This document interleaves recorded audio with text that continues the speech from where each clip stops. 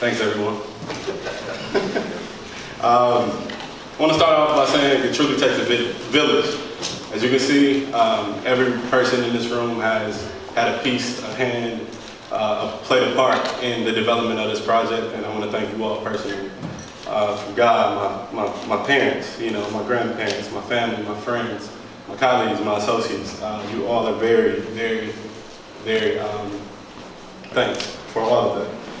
I've been waiting for this moment my entire life. This is my first one, so I think I'm taking time on it. And instead of wasting more time giving details about the project, I figured I'd take a different angle and tell you about the things that I learned throughout the process of it. What's the most important thing in entrepreneurship? For me, is the belief in self. My parents instilled that in me very, very early, and I was able to manifest that into today. You know what I mean? I didn't come from a very wealthy family. I didn't come from like the good old boys network. I didn't come from a ton of experience, and I didn't have like a commercial real estate internship. I didn't have many of the traditional pathways into this very, very nuanced and difficult profession. But what I did have was perseverance and passion. I couldn't let a no, in development in general, no should never stop you. You need to figure out how to make it a yes. And I think that applies to life as well, which is why I'm sharing these lessons. Because not only are they development lessons and lessons of an entrepreneur, they're lessons for life. Me being a black man and a minority in development, I'm an innovator, I'm a networker, I'm pretty witty. So I wanted to use the things that I did have in order to create this moment and not harp on the things that I didn't.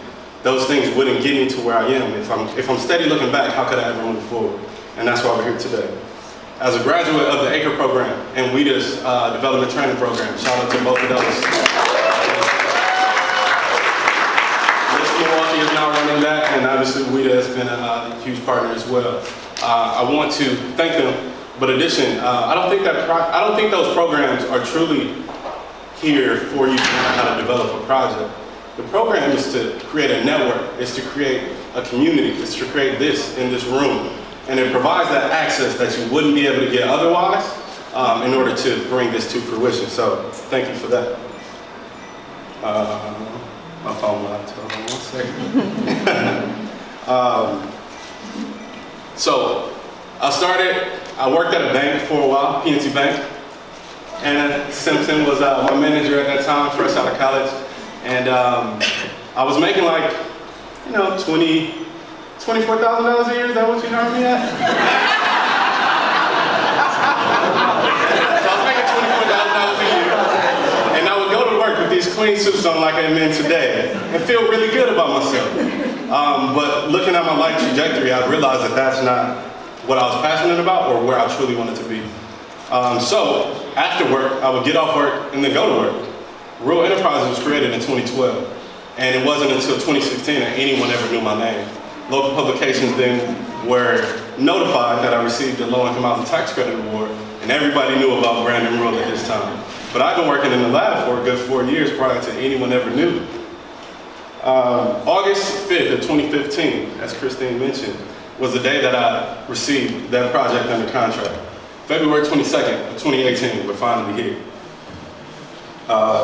This moment is huge for me, partially because I can do what I love in development and create quality affordable housing for communities in which I'm from, but primarily because I can be an example for those from a similar background and give that insight and foresight that they too could do it as well. This moment is huge for me because of the tens of thousands of hours that I put into this, like literally tens of thousands of hours over the last 6 years of me trying to become a developer finally came and manifested itself in this moment. And my favorite word of perseverance is finally starting to shine through. Reflection is an essential thing in life, and it's that way for development as well. I keep going on this parallel because development is very similar to entrepreneurship and very similar to life in general. You have to surround yourself by people that complement your weaknesses, and that's how you progress, and that's how you move forward. Initially, that was Charlene Brown with Baker Tilly. And then it turned into Christine from Impact 7. Don Bernard's, Baker Tilly family, as well as WIDA, Wayman Winston, all of the guys at WIDA have helped me throughout that process. I surrounded myself initially with those great organizations. Sally Martiniak and the FCI group helped with a pre-development loan when it was extremely risky for me to even be a part of this. And huge shout out to LISC Milwaukee for being the first financial contributor to this project. They allocated a pre-development grant that truly, truly helped move this forward. So I wanted to give a special shout out to them.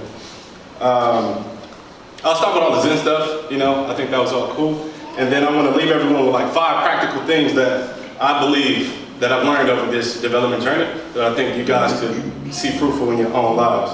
Number 1 is to have vision. You must have a goal and you must visualize it.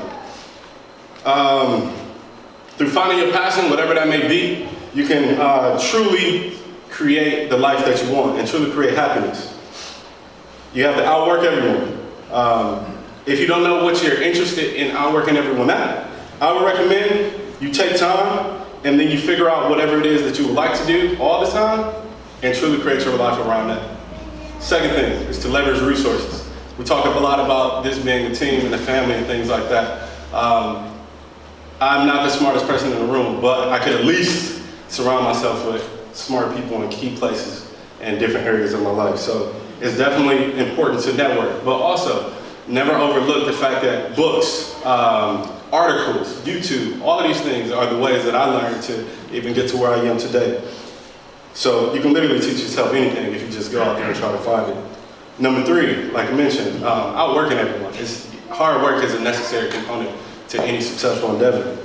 At the time, I wasn't friends with lenders or politicians or people of influence, but I knew I could create something with my mind, which would then turn into a quality affordable project that's comparable with all of my peers. And although I'm relatively new to it now, nothing but time, energy, and effort, I'll become more savvy and become a better businessman and eventually grow to become the best version of myself. So every single day, I try to be better than I was the day before. Number 4, sorry. Have patience. Have patience. It took me, obviously, a tremendous amount of time to make it to this moment.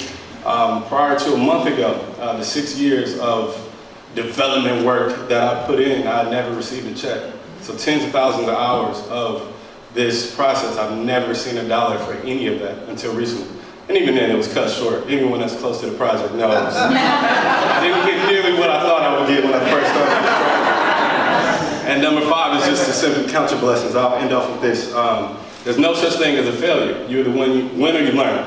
I learned this from Edward Hagen, my architect. Shout out to him and Ryan Thacker. They were with me throughout this journey, every step of the way.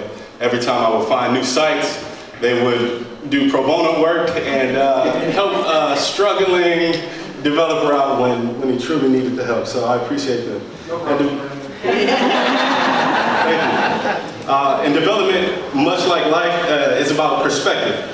Just because it doesn't look like a blessing doesn't mean it is. Sometimes blessings are wrapped up in things that look otherwise, and you simply have to wait it out until it unfolds and manifests itself. Amen. The perspective separates the successful from the unsuccessful. Successful work is we wait, we grind, we see things differently, and because we see things differently, we're able to use that mindset to yield the results in which we know we can have. And essentially that's how you become an anomaly. Like being a minority developer in a predominantly non-minority field is definitely an anomaly, and it feels good to finally be here. So I leave everyone with this. It's a quote, I believe by Henry Ford: whether you think you can or think you can't, you're right. Thank you.